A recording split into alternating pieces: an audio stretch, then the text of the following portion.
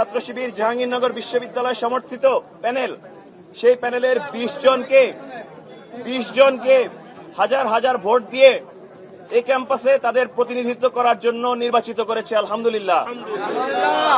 আমরা মনে করি তাদের এই ভোট প্রদানের দ্বারা আমাদেরকে নির্বাচিত করা, এটি আমাদের কোনো উৎফুল্ল হওয়া, আমাদের ব্যক্তিগত ভোগবাদী মানসিকতার বহিঃপ্রকাশ ঘটানোর কোনো জায়গা নয়। আমরা মনে করি এই শিক্ষার্থীরা আমাদেরকে এই ক্যাম্পাসে তাদের প্রতিনিধিত্ব করা, তাদের অধিকার আদায়ের জন্য সংগ্রাম করার জন্য আমানত প্রদান করেছে।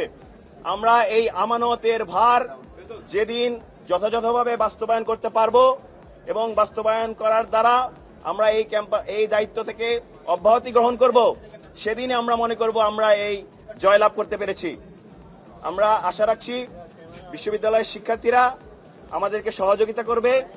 আমরাও এই ক্যাম্পাসের যে স্বকীয়তা রয়েছে, এই ক্যাম্পাসের যে সাংস্কৃতিক বৈচিত্র্যতা রয়েছে, এই ক্যাম্পাসের পরিবেশের যে সৌন্দর্য রয়েছে এবং দল মত নির্বিশেষে সবার প্রতি যথেষ্ট শ্রদ্ধাশীল হয়ে, সবার ব্যক্তি স্বাধীনতাকে শ্রদ্ধাশীল হয়ে আমরা আমাদের শিক্ষার্থী বান্ধব কার্যক্রম পরিচালনা করব।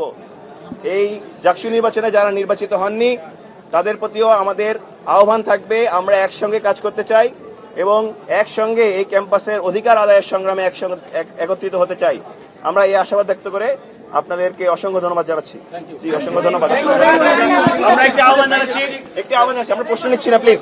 আমরা এই মুহূর্তে এই পর্যায়ে আমরা